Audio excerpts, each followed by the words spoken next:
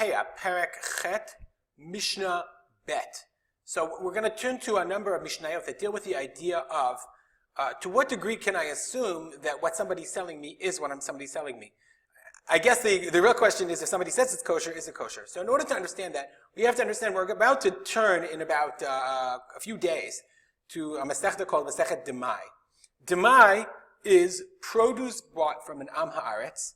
Okay? It's bought from Am Haaretz is a term for a person who's not a chaver, who's not reliable. It's Am Haaretz. Okay? It's the produce bought from the Am Haaretz. And the Am Haaretz, Amei Haaretz were nechshadin, they were chashud ala ma'asrot. Meaning the Am Haaretz said, listen, truma I could do 1/40th, 1/50th, whatever I could do. Maaser is ridiculous. I have to give a tenth of my produce to the Levi. What did he do?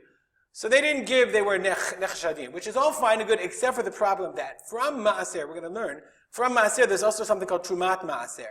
So if he just wants to steal the Maaser, then fine, that's between him and the Levi and whatever.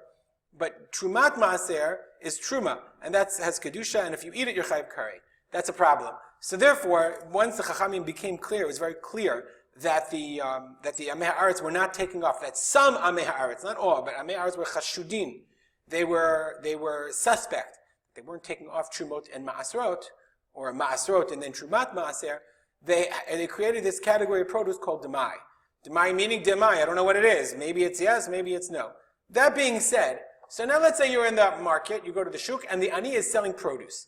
So if he's selling from Matnot Aniyim, it's not Chayav in Leket, Shikha, and Peah. It's not Chayav in Trumot and Ma'asrot. It's Matnot Aniyim. They're exempt from Matnot, from all of the Ma'asrot and the Trumot that you have to give. But if he's selling regular stuff, then you got a problem. The only problem is, of course, if he's selling his Matnot Aniyim, if he's selling Peah or Leket or whatever, it's more desirable. He can get a better price for it because you don't then have to take some of it and give to the Kohen and give to the Levi. So it would be to his advantage to say, yeah, these are my Matnot Aniyim, here you can go, you don't have to take off Trumot and Ma'asrot. So it's almost like, you're at the grocery store, you're in the shuk, and the guy looks at you and it's a package, and he's like, oh, it's Mahadrin. So you can now sell it Mahadrin, or you can give it to your Haredi brother or whatever. Is it Mahadrin or it's not Mahadrin? Is it something you can rely on, or is it not something you can rely on? So the next few Mishnayot are going to talk about the Ne'emanut of the Ani, and what he is Ne'eman for and what he's not. So with that long introduction, now we can understand our Mishnah. Says the Mishnah, Ne'emanim ala leket ve'ala shikha ve'ala peah b'sha'atan. If it's the time of the harvest for leket, shikha, and peah, then the ani is ne'eman. Ani is reliable. You can rely on what he says. He says, yeah, this is leket, and he's selling it from you. Ve'al ma'aser ani b'chol shnato.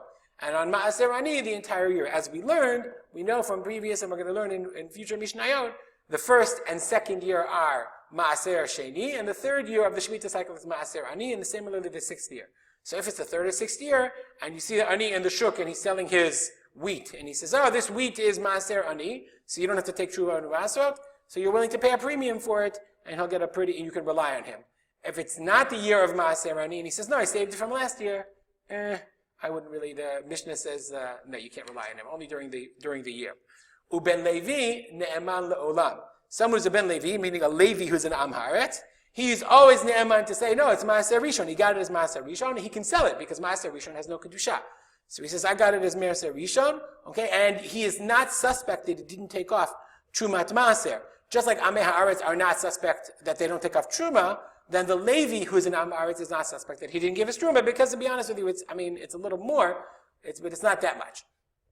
Ve'einam ne'emanim ela al davar shebnei adim no'agim ken.